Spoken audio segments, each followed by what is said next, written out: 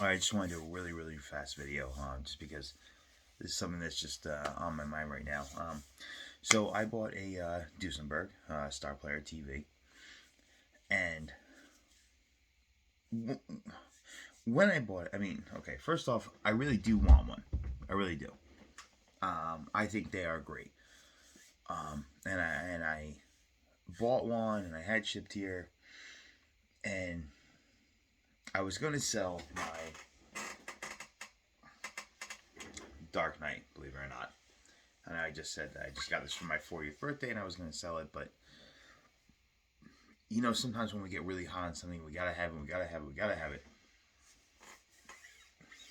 My only problem with the Duesenberg, with the one that I got in the color I want, brand new, is it just doesn't feel like a $3,000 guitar. And and I'm sorry, I want it to. I want it to feel that way. I want it to feel like that and more, and it just doesn't. And people just, I know a lot of people bag on Gibsons, or if I'm biased, I don't think I'm biased. I mean, like, I love Sires. Sires are the opposite.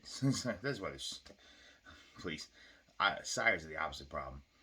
They should be, Sires should be 1899 to start. 1899, especially in their semi hollows. I mean, they are really getting close to, like, man, if they opened up a USA shop and just stamped that USA on there, forget it.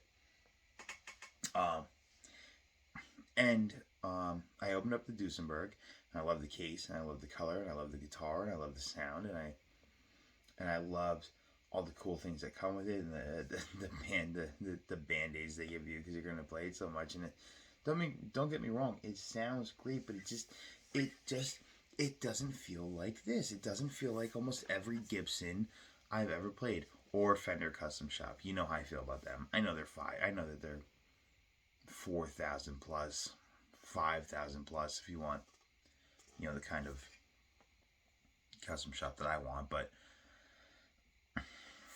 I'm sorry, they just don't feel like a $3,000 guitar. They feel like an $1,800 guitar. The Duesenberg. That's what it felt like. It just doesn't have this. I mean, just, and when you sit down and you hold this and you play it, I mean, it just feels different. It feels like quality. It really does. And I'm not saying that I need to have quality in all of my guitars, because, again, I mean, you know how I feel about Harley Benton's. The price is absolutely stupid for them. It's and same with Sire. The price is absolutely stupid. I know that, I want to check out one of the, like, the Fusion threes, or like the $500 Harley Bentons, or that, right in that price point. And I'm gonna get one. Just I just haven't had the opportunity, or really the one that I want the most. But I mean, a $219 Harley Benton is as good or better than a you know a low end Sire. Like my T3. I can't compare. I love them both, but these guitars feel like what they are, or they feel like more. And I don't like when I get a guitar that feels like less. And I have probably nothing in my collection right now that feels like less. In fact, I definitely have nothing in my collection that feels like less. They either feel like more, or they feel like what they are. And that's kind of the point I'm driving home here, is that when you buy a guitar, it shouldn't feel like less. And boy, man, I want that Duesenberg. I want it so bad, as far as looks, coolness, sound. Does sound, it sounds incredible. I will not take that away. It does sound incredible.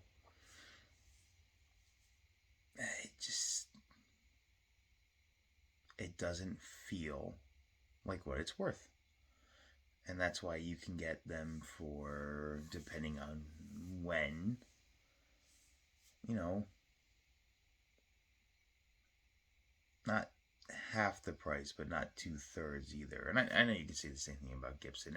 Everybody can find a deal. Everybody can find a deal, but brand new. See, I'll buy a brand new Gibson all day long. I'll buy a brand new custom shop Fender all day long. In fact, I have one coming. I got something pretty special. This is kind of one of my last had to have for me is to fill out my collection. And again, everything I'm saying is probably a bit biased. But I don't love Fender MIM. I don't love Fender American Pros, American Specials, American, you know, I have not had the chance to check out the American Vintage or Vintage 2. Okay, I'm going to give them that. But for me, when it comes to Fender, when I pay that amount for a custom shop, I know I'm getting, and I think they're worth every single penny.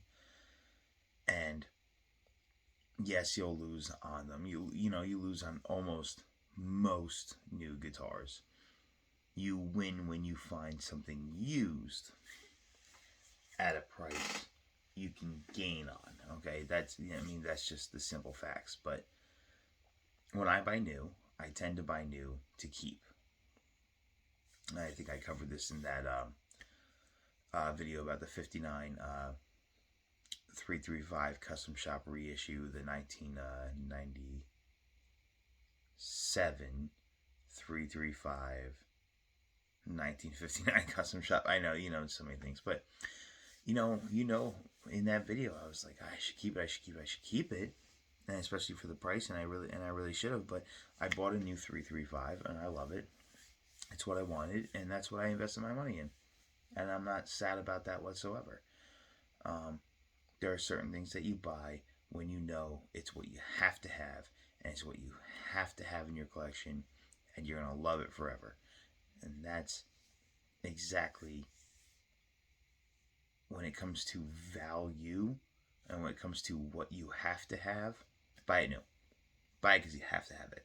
Unfortunately for me, the duesenberg, I had to have it.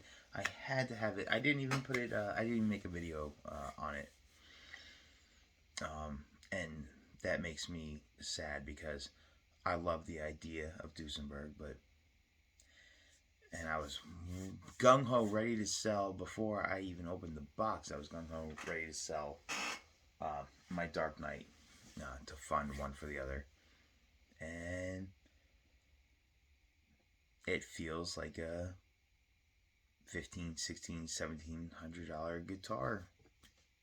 18 maybe. So why pay 32?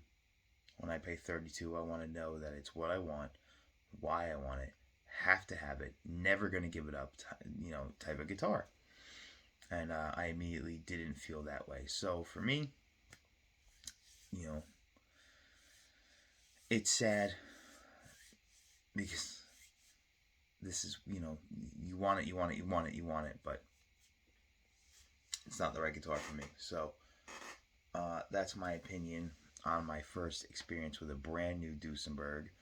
When I find one, in fact, there's one up for sale right now for like $15.99 or $16.99 with $9 in shipping. It's like a 2004 duesenberg Star Player TV, and it's got a couple of chips and some wear and everything like that. And there's, that's great, but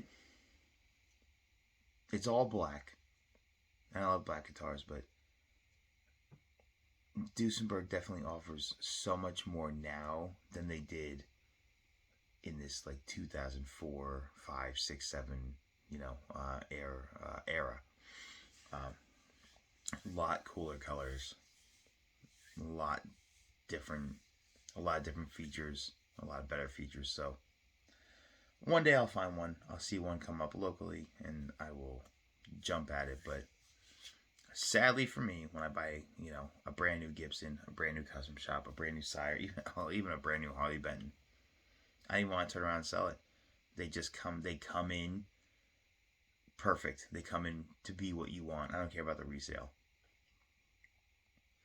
And unfortunately, duesenberg for me didn't live up to that full price tag, I'll keep it forever feeling. It felt cheap. And that's sad, but it did. Anyway, hope this helps people who are looking into some more boutique type guitars, even though Duesenberg is bigger than boutique. But you know, I hope it helps you going forward, especially if you're a Gibson guy, if you're a Fender guy, or if you're a traditional person, Gretsch guy. I mean, I haven't even done a video on my Gretsch, which I have a very special one. I've had a few of them, but you know, if you have to have it, gotta have it and love it. Buy it new, keep it forever, love it, cherish it. And if you get it and you open it and it doesn't feel quite right, move on to something else. Especially a Gretsch in this situation, a USA Gretsch, or USA, a Japanese Gretsch. USA Gretches are worth less than new Japanese Gretches. It's a whole thing, but I'll do a Gretsch video one day. But if you have to have that Bigsby, slight twang, slight rockabilly sound, I still think nobody can touch Gretsch, and I think Duesenberg did a great job of coming close, but they can't touch Gretsch. My next video, in fact, speaking of this, I think I'm gonna do finally my current Gretsch. And it's a very special one. I bought it brand new, and I'll never let it go. You can bury me with it. I love it. Might be one of my top. Might be in the top 3. We'll see. We'll talk about it soon. All right. Thanks.